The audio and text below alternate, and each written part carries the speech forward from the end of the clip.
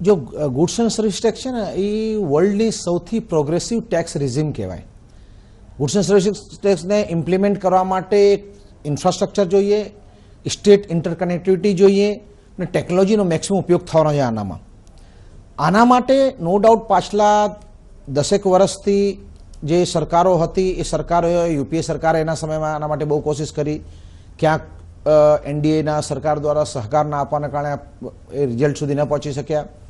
હમણાં UPA NDA નવી સરકારે પણ એના માટે કોશિશ કરી રહી છે અને યુપીએ સરકાર કોંગ્રેસ પાર્ટીએ પણ કંઈક મુદ્દાઓના કન્ડિશનમાં એને સ્વીકૃતિની તૈયારી બતાવી છે. એટલે દેશ એક સારા ટેક્સ રિઝીમ ઉપર બાજુ વધી રહ્યો છે. પણ આમાં જ લાગુ પડતી ટેકનોલોજી, આજે ભારતમાં ઘણા બધા સ્ટેટોની પોઝિશન એવી નથી કે આ ટેકનોલોજીના આધાર ઉપર એ ટેકનોલોજી અંતે એટલી ડેવલપ થઈ ગઈ કે આ આટલો મોટો ટેક્સ રિઝીમને મેનેજ કરી શકે.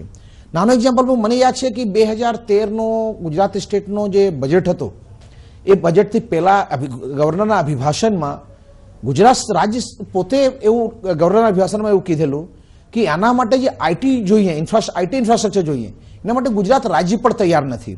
ગુજરાત આપણે એક એડવાન્સ સ્ટેજનો સ્ટેટ કહેવાય. ગુજરાત, મહારાષ્ટ્ર આ બધામાં ટેકનોલોજી ડેવલપમેન્ટ સારું થયેલું છે. એના પછી પણ અગર આ સ્ટેજ હોય તો આજ જ્યારે આપણે ટેક્સ લાવી રહ્યા છીએ તો બહુ જ જરૂરી છે કે પ્રોપર ઇન્ફ્રાસ્ટ્રક્ચર સાથે આ વસ્તુ આગળ જાય તો એક સારો રિઝલ્ટ આપી શકે. બીજું કૈલાસભાઈ, મારો સવાલ એ પણ છે કે આ જો ફેરફારો આવે, જીએસટી આવે, તો કયા કયા ફેરફારો વેપારીઓએ અને ઉત્પાદકોએ અપનાવવા પડશે આની સાથે સાથે? જો ટેકનોલોજી રિલેટેડ જ્યારે ટ્રાન્ઝેક્શન હોય ને તો મેક્સિમમ ઇન્ટરનેટ બેઝ એક્ટિવિટી એમાં વધે, પણ સાથે સાથે ડોક્યુમેન્ટ્સ પણ ચાલશે અને ડોક્યુમેન્ટ્સ પ્રમાણે અપલોડેશન થશે. જે રીતે પાછલા તમે 10-12 વર્ષમાં જુઓ તો ટેકનોલોજીનો ઉપયોગ maximum income tax, excise, customs, service tax, VAT ખાતા કરી રહ્યું છે. ક્યાંક થોડા ઘણા લિમિટેશન આવે છે ટેકનોલોજી અપગ્રેડ કરવામાં યા ટેકનોલોજી ચેન્જ કરવા સમયે, પણ ઓવરઓલ જોવા જાવ તો લગભગ વાંધો નથી આવતો. એટલે એ ઇન્ફ્રાસ્ટ્રક્ચરનો પ્રોપરલી યુઝ થાય અને પ્રોપરલી આવે તો વ્યાપારીનું સહેલું પડશે. પણ જે રીતે આજ પરિસ્થિતિ કેવી છે કે 25 લાખથી ઉપર હમણાં જે પ્રપોઝ, કાલે જ રાતે એ લોકો પ્રપોઝ જે ડ્રાફ્ટ બિલ છે એ મૂક્યો છે એ લોકો સાઇટ ઉપર, સરકારની સાઇટ ઉપર.